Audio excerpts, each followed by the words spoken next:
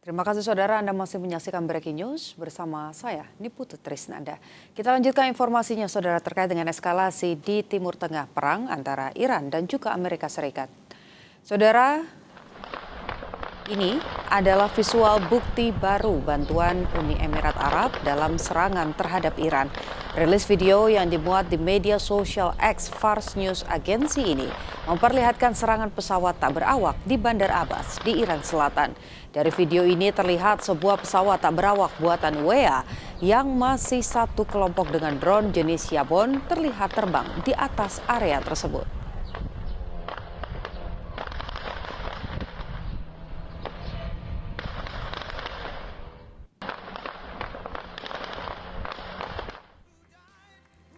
Sementara itu Presiden Donald Trump mengatakan bahwa Iran akan segera dikalahkan. Hal itu disampaikan Trump dalam KTT pertahanan di US Army War College ketika membahas isu medan perang. Menurutnya perang Iran telah mengurangi pasokan sistem rudal dan pencegat penting bagi Amerika. Trump mengatakan pertemuan itu akan menghasilkan 10 miliar dolar Amerika dalam investasi yang dijanjikan dari perusahaan pertahanan dan teknologi dalam negeri. Trump juga meyakini akan bisa mengalahkan Iran karena melihat Iran tidak mengindahkan semua tawaran negosiasi yang dikeluarkan Amerika Serikat. Is booming, and we'll have Iran defeated soon. They'll be defeated very soon.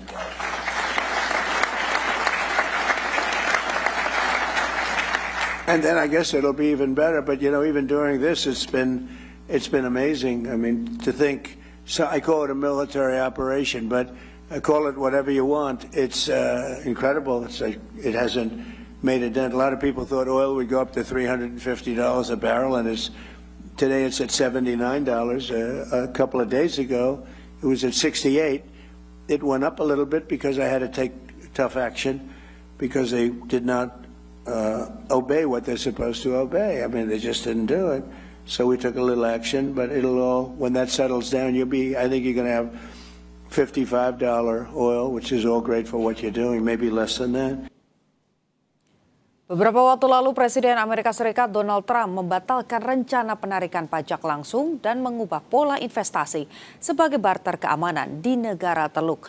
Dosen hubungan internasional Binus University, Tia Mariatul Kiptiah menilai perubahan kebijakan Amerika Serikat turut dipengaruhi tekanan dari NATO. Dan berikut analisanya untuk Anda. Ada tekanan dari NATO ya, ketika Trump menyatakan bahwa akan ikut andil untuk mengurus Hormuz, kemudian akan meminta fee sekitar 20%, itu banyak kecaman dari negara-negara aliansinya dan juga dari member NATO bahwa ini bukan merupakan strategi yang cukup signifikan. Pada akhirnya nanti Amerika Serikat akan semakin dibenci oleh publik internasional karena posisi tidak mengambil fee saja, Amerika Serikat secara kecaman dari publik internasional semakin meluas begitu ya. Belum menghadapi persoalan politik domestik di Amerika Serikat sendiri. Jadi ini tiba-tiba berubah dan itulah Trump. Tidak pernah konsisten, beberapa kali bahkan puluhan kali menyatakan menang, bahkan menyebutkan bahwa Iran semakin kekurangan, tapi kenyataannya perang terus berlangsung. Bahkan bisa membalikan keadaan Mbak Audrey bahwa sebetulnya ini adalah Iran yang menyalahi perjanjian. Tapi kita kembali lagi kenapa terjadi serangan di Timur Tengah ini dan tensi kembali terjadi. Ini adalah akibat ada dua jalur di Hormuz, yaitu yang dikendalikan oleh Amerika Serikat dan juga dikendalikan oleh Iran. Sementara dalam MOU di Swiss itu kan dinyatakan bahwa mereka akan menyelesaikan persoalan dalam tahap satu itu adalah Hormuz. Tapi kenapa tiba-tiba masih terjadi double blokade yang dilakukan Amerika Serikat? Dan kapal-kapal yang melewati dari Timur Tengah ke beberapa kawasan itu harus melalui instruksi Amerika Serikat. Dan ketika ini terjadi, maka Iran menyerang. Karena kan tidak sesuai dengan MOU. Dan ketika Iran menyerang, maka Trump menyatakan bahwa Iran duluan yang menyerang, sehingga terjadi bombardir oleh Amerika Serikat dan terkena hantaman infrastruktur sivil. Dan kita kembali lagi kepada karakter Persia ya. Saya merunut dulu kejadian ini terjadi. Karakter Persia itu ketika diserang dia akan balas. Maka pembalasannya juga presisi kita lihat. Satu adalah Kuwait, yang kedua adalah Bahrain, yang ketiga adalah Uni Emirat Arab. Tiga negara ini, Mbak Audrey, kecil di kawasan Teluk, tapi merupakan negara yang cukup signifikan memiliki pangkalan udaranya Amerika Serikat dan logistik. Jadi kalau misalnya ini dihancurkan, cukup signifikan juga pengaruhnya terhadap Amerika Serikat. Memang secara keuangan, secara militer Amerika Serikat kuat, tapi Iran setiap kali menyerang, dia tahu betul bahwa memang dia di bawah Amerika Serikat secara instrumen militer. Jadi dia Oke. penuh hitungan negara mana saja yang akan diserang. Dan tiga ini menurut saya adalah negara yang cukup presisi untuk diserang. Mbak Tia, ketika Amerika meminta bayaran keamanan ya untuk Ya. Arab Saudi, kemudian juga Kuwait, Bahrain dan juga Qatar begitu. Pertanyaannya, apakah negara-negara sekutu Amerika ini mau untuk mengikuti kemauannya Amerika? Mau Mbak. Oh mau? Setiap kali Oke. ya, setiap kali kunjungan itu Trump selalu meminta. Jadi kita melihat bahwa tahun Kenapa 2000 harus minta, Mas? Emang Amerika lagi kekurangan uang atau? bukan persoalan kekurangan uang, kenapa Gulf countries itu selalu menjadi aliansi dan permanen dengan Amerika Serikat karena memang mereka berdua itu mutualism. Artinya memang Gulf countries membutuhkan protection dari Amerika Serikat secara militer, kemudian Amerika Serikat juga butuh terhadap energinya Gulf countries. Jadi dua-duanya memang saling membutuhkan. Apalagi di 2025 sebelum perang terjadi juga FDI mereka cukup signifikan, Mbak. Dari mulai teknologi, kita tahu Google, Amazon, Oracle ya yang apa namanya yang software begitu ya. Kemudian IBM itu perusahaan-perusahaan milik Amerika Serikat, semuanya investasi di Saudi Arabia dan Uni Emirat Arab. Dan di 2025 Uni Emirat Arab juga melakukan investasi yang sama di Amerika Serikat terutama di bidang renewable energy. Jadi Memang mau tidak mau harus tetap melakukan ya? bahkan naik. Jadi dengan kondisi ini mengambil keuntungan. Memang tidak ada perang pun kedua belah pihak melakukan Oke. FDI yang saling menguntungkan. Ditambah perang, Trump makin menjadi-jadi. Nah, Artinya, yuk kalau mau aman, ya saya akan amankan. Tapi harus bayar, harus bayar dulu. Nah, tapi harus pertanyaan invest di negara Amerika begitu. Oke, tapi pertanyaan selanjutnya, apakah dengan jaminan untuk harus membayar terlebih dahulu, ini ada jaminan bahwa negara-negara Teluk tidak akan diserang, apalagi kita tahu sekarang Iran ini juga masih terus menyerang negara-negara Teluk yang juga menjadi sekutunya Amerika. Ya, kejadiannya kan sekarang diserang. Artinya memang protection itu kalau saya ya menjadi negara Teluk akan berpikir ulang.